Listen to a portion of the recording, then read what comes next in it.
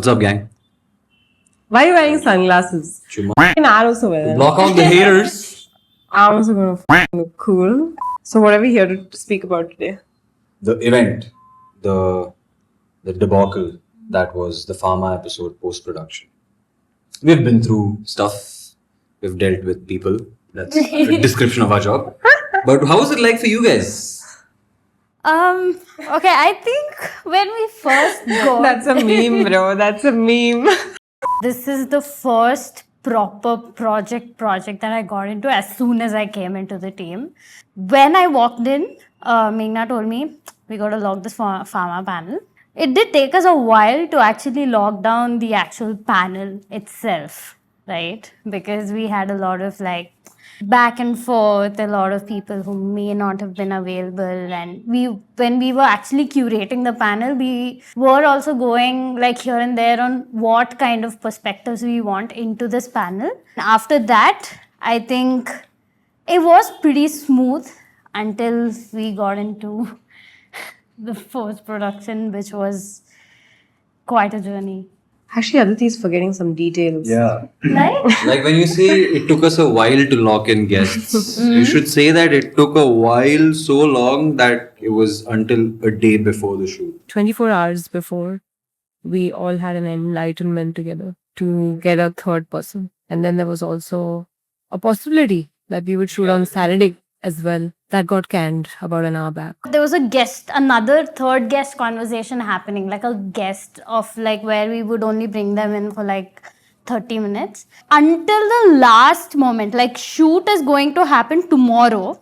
And until today, we are thinking here, okay, so who are the panel makers and who are actually going to be here? And we were not sure entirely ourselves. So we're not having a third guest.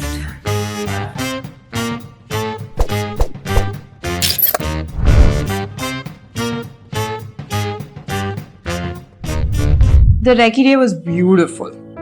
Nothing seemed off. Everything seemed suspiciously just going well, and I should have known.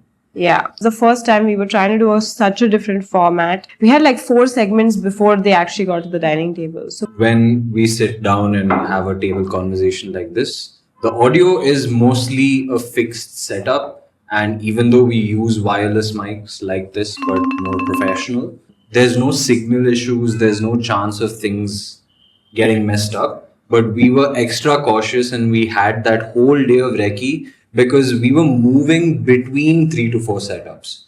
In a movie set, when there's a long take, there are mics hidden everywhere. So you're getting audio from at least one source and you have 3 to 4 other backups.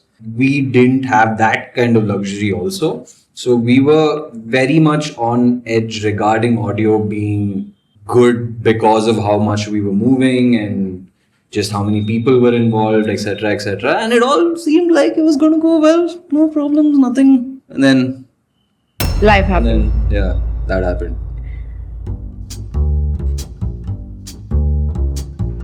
So that we realized a week after.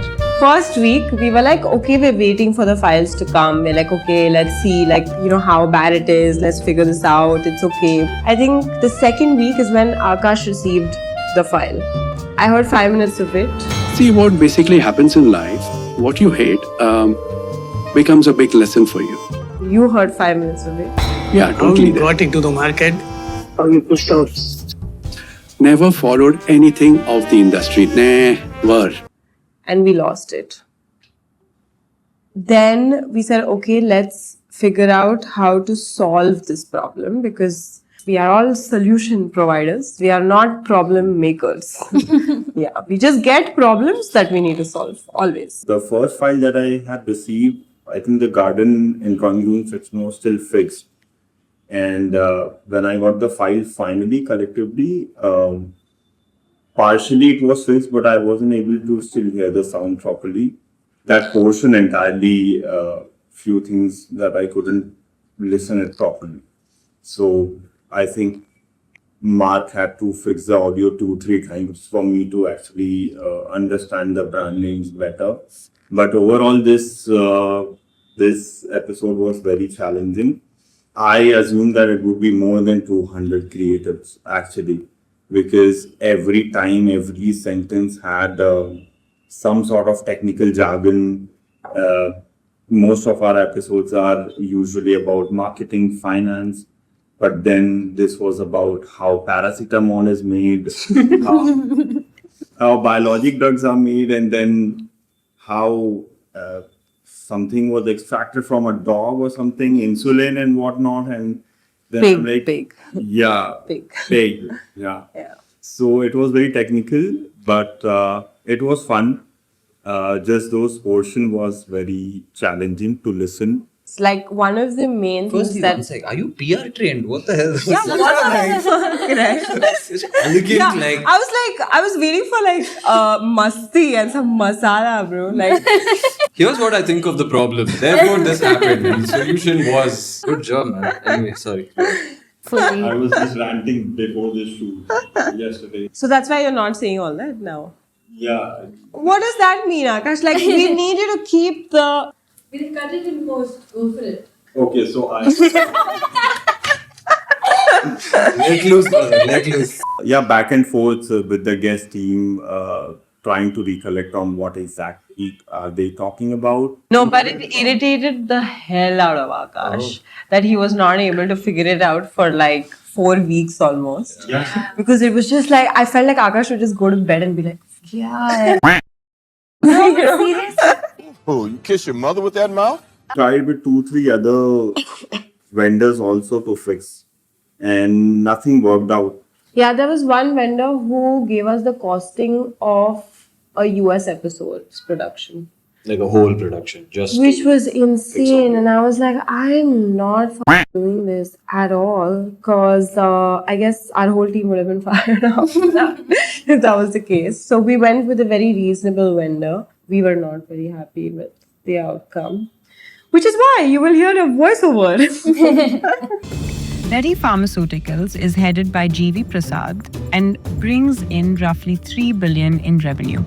I think if we had to introduce guests, that voiceover was good only, like, but Yeah, I got a lot of good feedback on that actually. I have learned a lot about audio in the last 3 years that I did not know about before. Our first 2 episodes, if you notice, actually had a lot of audio issues while they were sitting on a table.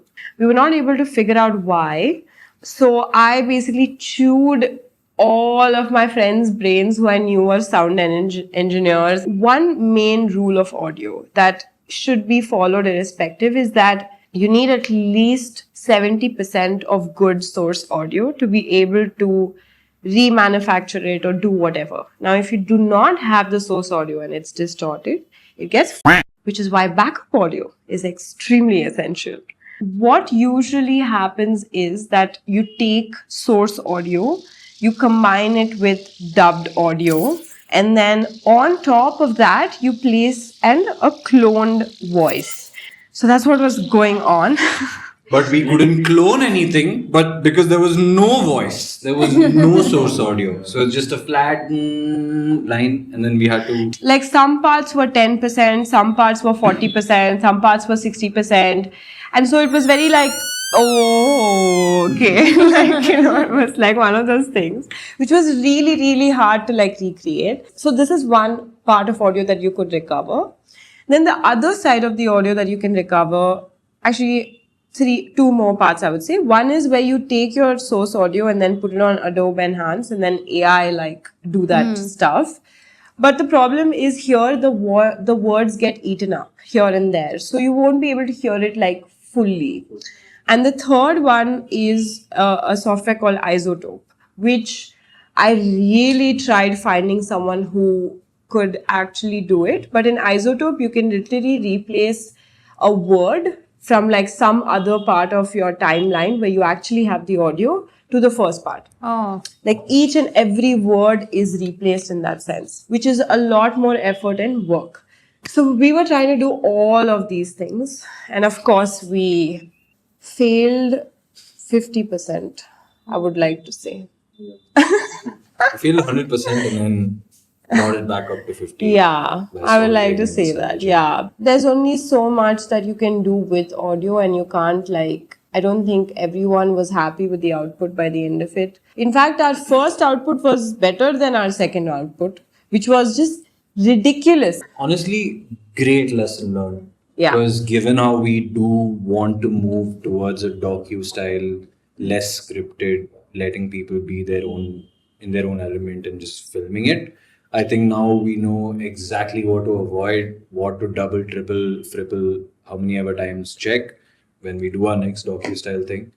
We'll know when and we'll know exactly how it's gonna be, and we won't have to wait 2 weeks to figure out how bad it is. Like you learn a lot through the whole process, but at the same time, like because everyone's going through the same shit, you kind of really like the amount of collaboration, the amount of support. You will never find a production person who is like really rude. If you do, they are not authentic production people. We wanted to release the episode on a Saturday and a Sunday. On the Saturday, we were sitting in queue seeing everything. We were not happy with the output.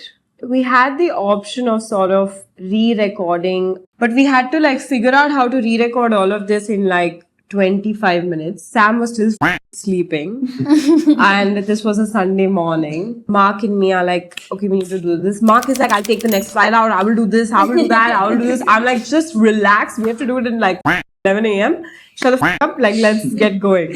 So we did whatever best we could. We provided with all the materials. In retrospect, what I think we missed out on was trying to record that as a conversation. What I mean by that is that we speak and then he responds by reading something. Even then, I think the connect you get while actually being on set recording something during the take and then dubbing it later on is very different, because you're trying to now pronounce every word perfectly. You're trying to, no matter how much you memorize your lines, you're still reading it off of the paper that has the VO, right? So it will come out like a voiceover and not like you're talking to someone. That was evidently there, na? I think when we heard the audio of the guest, he was like, I'm not a dubbing artist. And then he used to start. Whose idea was it to do Pharma episode?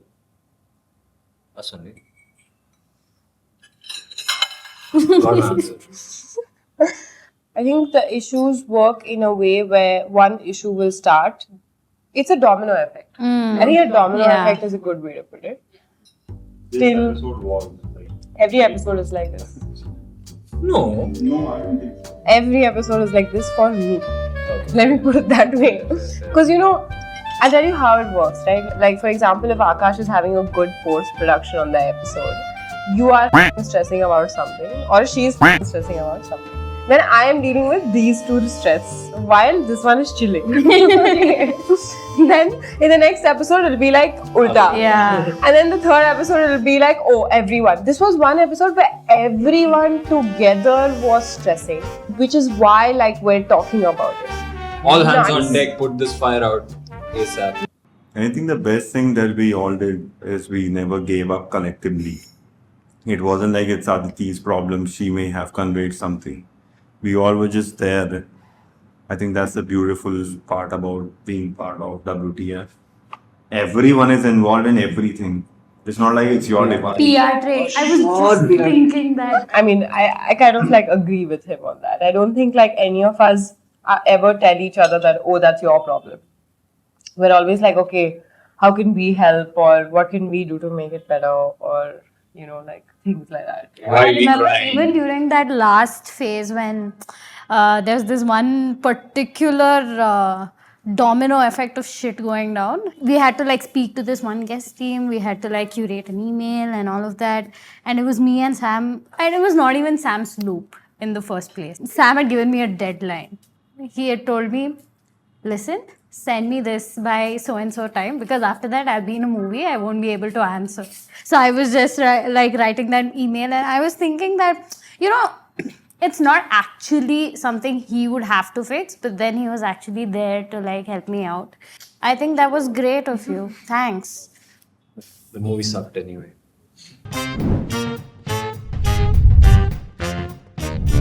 What else We do you haven't think done a good job we are really missing? motivating people to join production. Yes, we haven't done a good job motivating people. But On the plus side, the good shit about production. Tell.